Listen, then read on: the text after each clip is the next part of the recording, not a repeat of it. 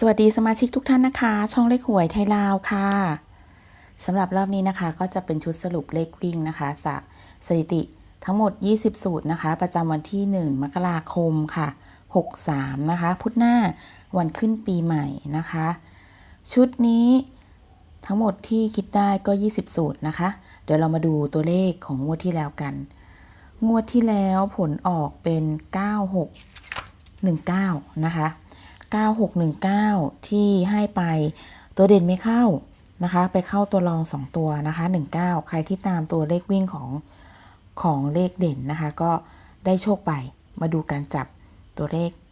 ที่จับให้กระดาษขยับมาดูตัวเลขที่จับให้นะคะรอบที่แล้วจับสลับกันนะคะจับ19ล่างแต่มันมาบนนะคะก็เลยทำให้บางคนไม่ได้ตัวเลขแต่ใครที่เล่นทั้งหมดเลยบนล่างก็จะได้ไปนะคะชุดนี้ตัวเลขตามคาดการณ์เลยว่า1นะคะมาอีก1กับ5นะคะก็มาเป็นเลข1เนาะถ้าใครดูเรื่องของตัวเลขงวดที่แล้วเนี่ยที่เราคำนวณคิดว่า9941เนี่ย9มาติดแล้ว9ไม่น่ามานะคะ4ไม่เจอก็คือ4ไม่มาความน่าจะเป็นคือเลข1นะคะแล้วมันก็มาจริงๆนะคะก็เป็นเข้าไปทั้ง2ตัวเลยนะคะก็1กับ9ที่ให้ไปเนาะมาดูของตัวเลขดับประจำหลักที่ได้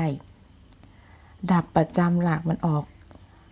9619อันเนี้ยจุดนี้แสดงว่าสูตรที่2อันนี้หลุดนะคะหลุดเป็น1สูตรที่เหลือก็คือเข้าหมดจากการใช้ดับประจำหลักนั้นๆนะคะ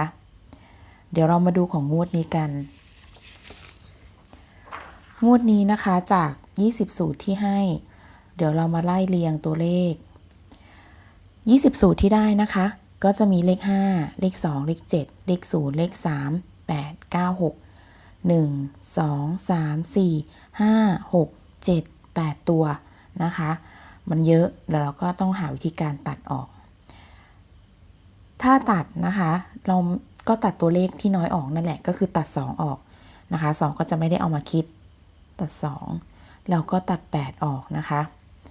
ก็จะเหลือตัวเลขอีก1 2 3 4 5 6ตัวมาดูตัวเลขเด่นกัน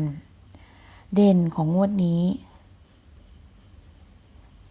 ก็คือจะเป็นเลข5เพราะมันมามากสุดนะคะเด่นเป็นเลข5ตัวรองนะคะรองก็จะเป็น703มาเท่ากันนะคะส่วนเลขสังเกตที่ได้เนี่ยรอบนี้ค่อนข้างหนักใจแต่เราคิดว่า1ก็ไม่น่าจะมาเพราะมันมา3งวดติดนะคะมันมา3งวดติดแล้วความน่าจะเป็นก็จะเป็น9กับ6เป็นอีก1ตัวที่น่าสนใจนะคะก็จะเป็น9กับ6 2ตัวนี้มาดูการจับบนล่าง2ตัวบน2ตัวล่างจับแบบปักหลักนะคะ2ตัวล่างก็จะได้30 70 36 37แล้ว76 2ตัวบนจะได้แก่59 56 90 36และ59อันนี้ซ้ำก็จะเหลือเท่านี้ตัวนะคะมีตัวไหนซ้ำไหมล่างบนก็จะมี4ตัวนะคะชุดนี้ถ้าจับใครจะกลัวเหมือนงวดที่แล้วนะคะให้เอาตัวเลข5 7 0 3 9 6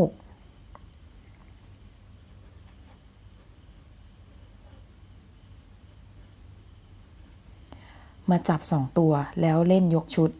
จะได้อยู่ประมาณ15ชุดนะคะแล้วก็มาตัดเอาเดี๋ยวเราตัดให้เลยดีกว่านะคะมันก็จะได้57 50ตัวเลขเล็กหน่อยนะกระดาษมันน้อยแล้วก็53 59 56 70 73 79 76 03 09 06นะคะแล้วก็จะเป็น96ก็จะได้ตัวเลข1 2 3 4 5 6 7 8 9 10 11 12 13ชุดมีพลาดตัวไหนอีกไหม13ชุดนะคะจาก6ตัวจับมาแล้วจาก2ตัวนะคะแล้วก็มานั่งปักหลักเอา จริงๆตัวเลขชุดนี้ก็คือจะย่อยมาเป็นตัวเลขที่ตัดให้แล้วนั่นแหละนะคะก็มาไล่เอาถ้าสมมติคุณชอบตัวไหน57มาได้ไหม57ได้นะคะก็เลือกไป1ชุด50นี้น่าจะต้องตัดออกก็ไปตัดเอาอันนี้คือชุดใหญ่นี่แหละเป็นที่มาของตัวเลขที่แยกให้นะคะว่าบนล่างมาจากตัวเลขอะไรก็คือเอาชุดนี้แหละแล้วก็มาจับให้มาดู4ตัวชุด4ตัวตรงนะคะอันนี้แบบปักหลักก็จะประกอบไปด้วยตัวเลขของ2บนล่างที่จับให้แล้วแล้วก็มาผสมกันนะคะจับไปได้5ชุดก็จะเป็น3059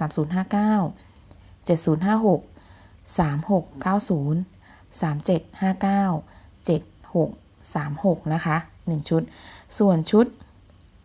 นี้ไม่ได้จับแสดงว่าลืมนะคะ57เป็นไปได้ไหมเดี๋ยวขอดูก่อน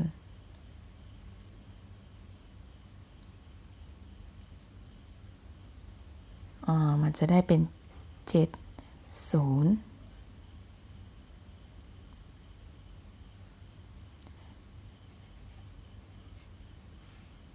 อันนี้คือชุดแถมนะคะชุดนี้ชุดแถมแบบไม่เน้นเพราะว่าถ้าเกิดจับตามหลักแล้วเนี่ยมันจะขัดกันนะคะก็จะได้7035อันนี้คือจับตามหลักที่เป็นเลขเด่นนะคะที่มาแต่ถ้าเกิดจับรวม4ชุดแล้วเนี่ยไอชุด4ตัวตรงแล้วเนี่ยมันไม่ได้นะคะก็เราก็เลยเหมือนจะไม่ใส่ให้มาแต่ถ้าเกิดใครชอบก็จัดตามนี้ได้7035มาดูดับประจำหลักกันนะคะดับหลักพันคือ00560 100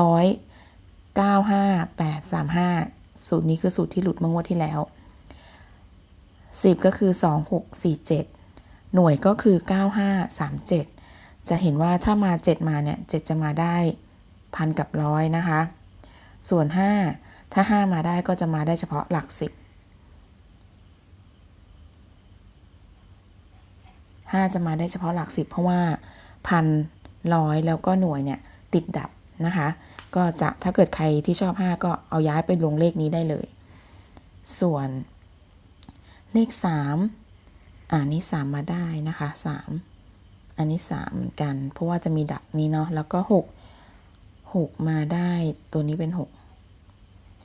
นะก็คือประมาณนี้นะคะตัวเลขที่จับสลับหลักให้นะคะแล้วก็เอาลองเป็นรวมในชุดเดียวกันดูเนาะเพราะว่าตัวเลขดูเหมือนจะเยอะนะคะเดี๋ยวจะหาตัดให้ถ้ามาดูการตัดเลือกเล่นชุดที่มันมีเลข3ชุดนี้นะคะก็ค่อนข้างน่าสนใจแบบที่มันมีเลข5เพราะว่า5มันเด็ดสุดแล้วก็รอบนี้เนี่ยแต่ละสูตรเนี่ยมีสถิติที่ไม่ดำโด่งจนเกินไปนะคะก็ประมาณ6งวดแล้วก็มี5งวด4งวดไล่เรียงกันมานะคะสูตรที่เคยลงให้แล้วรู้สึกจะเป็นชุดนี้นะคะสูตรหมายเลข2ลงวิธีการคิดให้นะคะว่าที่เคยบอกว่าจะเป็นตัวเลขเด่น1ใน4ของตัวเลขที่จะให้ก็คือจะเป็นสูตรนี้ที่ลงแล้วนะคะก็ไปติดตามดูได้ย้อนหลังมีวิธีการคิดคำนวณให้เดี๋ยวมาดูตัวไหนบอกอีกมาดูอันนี้ที่น่าสนใจงวดที่แล้วที่บอกว่า1น่าจะมาแล้วมันมาอีกส่วน9กับ6เนี่ยอันนั้นคือติดใจมาก2ตัวนี้นะเพราะว่าตัดใจไม่ได้จริงๆ9 6เนี่ยจริงๆมันก็เป็น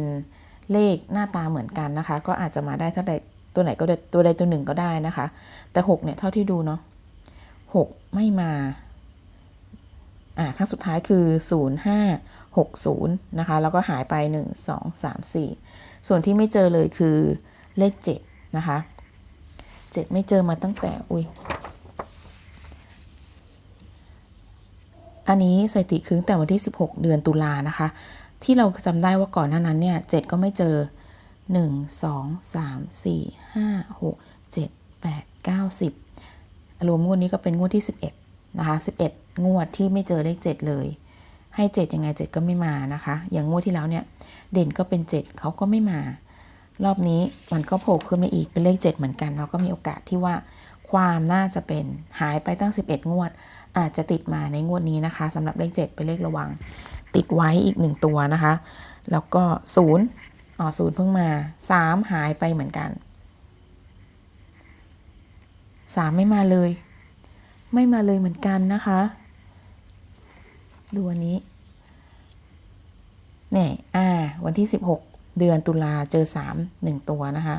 แล้วก็หายไป1 2 3 4 5 6 7 8 9 9 งวด 10 งวด 3 หายไป 10 งวดกับ 7 หายไป 11 งวดนะคะอาจจะมีสถิติย้อนหลังมากกว่านั้นก็มีโอกาสเหมือนกันเพราะหายไปนานมากนะคะ2ตัวนี้7กับ3ก็อยู่ในชุดเด่นนะคะเด่นและรอง4ตัวชุดนี้นะคะใครที่ชอบปักหลักเองเอาไปทำได้นะคะมีแนวทางให้แล้วชุดดับก็เข้าดีนะคะมีหลุดบ้างแต่น้อยมากนะคะจาก5สูตรหลุด1สูตรเนี่ยถือว่าน้อยนะคะเอาไว้เป็นแนวทาง1ตัวเลือกสำหรับหวยลาวประจำวันที่1 มกราคม 2563 ค่ะสำหรับคลิปนี้จบแล้วค่ะสวัสดีค่ะ